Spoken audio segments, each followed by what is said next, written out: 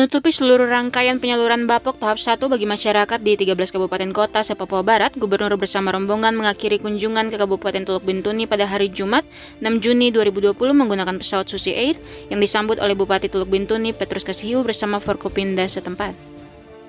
Pemberian bantuan secara simbolis di Gedung Sasana Karya Teluk Bintuni sebanyak 75 paket dari total 5.075 paket bantuan yang disalurkan kepada perwakilan lembaga keagamaan yang terdiri dari perwakilan GKI Teluk Bintuni, perwakilan GPI Teluk Bintuni, perwakilan Dewan Masjid Indonesia Teluk Bintuni, perwakilan MUI Teluk Bintuni, perwakilan Dewan Paroki Santo Yohanes, Majelis GPDI Teluk Bintuni, Parisada Hindu Dharma Indonesia, Majelis Wilayah GBI Teluk Bintuni, Majelis Wilayah GPDP Teluk Bintuni, Majelis Wilayah GMAHK Teluk Bintuni, GPI Jalan Suci Teluk Bintuni, dan Pengurus Buddha Teluk Bintuni. 5.075 paket bantuan bahan pokok yang disalurkan ke Kabupaten Teluk Bintuni tersebut dengan rincian umat Kristen Protestan sebanyak 2.810 paket, umat Islam sebanyak 1.078 paket, umat Katolik sebanyak 525 paket, umat Hindu sebanyak 14 paket, dan untuk umat Buddha sebanyak 13 paket bantuan. Dalam sambutannya, Gubernur Domingus Mandacan mengapresiasi pemerintah dan lembaga terkait di Kabupaten Teluk Bintuni dalam upaya pencegahan dan penanganan penanggulangan COVID-19 di Kabupaten Teluk Bintuni. Di kesempatan yang sama, Gubernur melalui gugus tugas Provinsi Papua Barat menyerahkan bantuan APD masker kain sebanyak 5.000 lembar. Kapolda Papua Barat Irjen Pol Tornagogo Sihombing SIK MSI juga mengapresiasi kerja pemerintah Kabupaten Teluk Bintuni bersama gugus tugas dan masyarakat karena telah berhasil menyumbangkan angka kesembuhan yang besar dari pasien positif.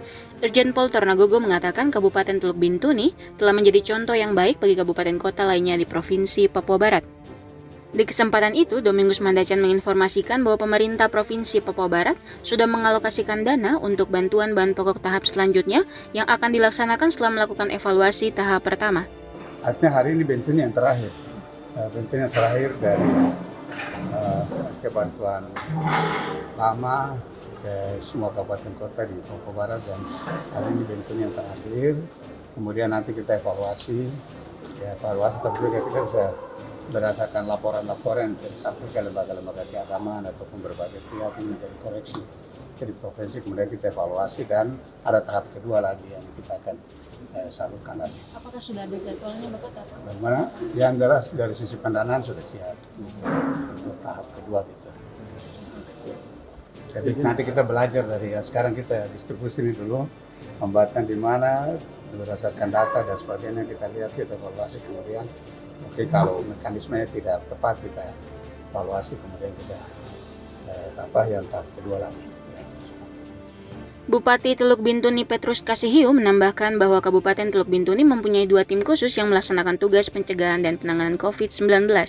Ya, jadi masing-masing petugas, kalau Satgas COVID tugasnya penanganan COVID, pemutusan mata rantai penularan.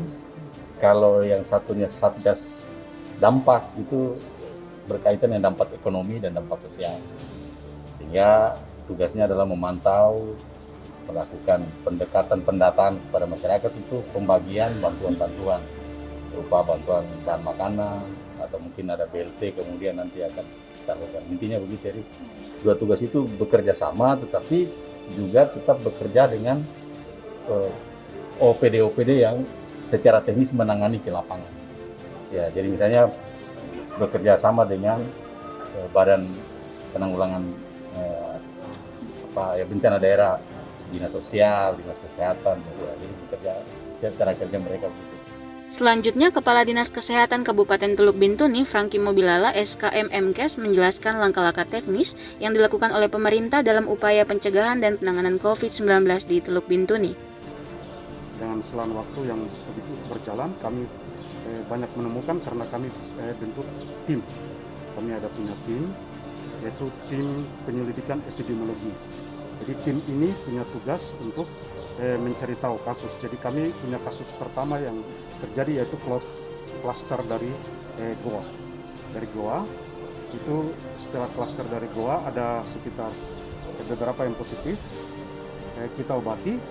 Setelah kita obati, jadi sebelum tim ini terbentuk, kami sudah mulai sediakan alat-alat seperti PCR. Kami menghadap Bapak Bupati. Bapak Bupati waktu itu kami bilang Bapak, kami harus punya PCR karena nanti dalam waktu dekat pasti kami Bintuni akan positif. Jadi sudah Bapak Bupati menyetujui, kami beli sekitar dua, waktu itu satu yang datang duluan dengan dia bisa daya itu sekitar 24 sampel yang diperiksa sekaligus. Tapi kalau yang berikut ini dalam waktu dekat juga akan tiba, itu bisa sekitar 100 lebih. Jadi kami punya alat. Begitu kami dengan Bapak Bupati menyetujui, kami langsung pesan. Terus setelah kami pesan, kami SDM-nya kami siap.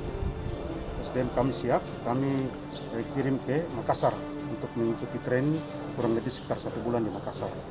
Jadi begitu alatnya tiba di Bintuni, manusianya juga tiba dan langsung bisa berjalan. Jadi bisa berjalan terus kurang lebih sekitar 1 minggu kita mengusulkan ke pusat untuk bisa diakui keakuratan kita punya hasil sampel itu bisa diakui di ini. Jadi begitu kami periksa positif, kami kirim datanya ke nasional, langsung keluar nasional. Jadi bisa diakui. Bapak ini pasien positif ini apakah semuanya dikarantina di satu tempat atau mereka ada yang melakukan karantina mandiri? Kita punya pasien positif ini kan ada di 3 tempat, yaitu ada kloster Goa yang di Babo, distrik Babo, terus Manimeri sama Bintuni. Jadi ada 3 itu, jadi mereka seperti di Babo kalau positif, mereka hasil PCR-nya positif, kami pergi jemput. Kami jemput di Babo, terus kami bawa ke Bintuni. Dia karena positif masuk di isolasi di rumah sakit umum. Nanti setelah sembuh kita antar pulang lagi kembali ke Babo. Jadi di Puskesmas Babo. Begitu juga dengan Puskesmas di distrik Manimeri sama distrik Bintuni.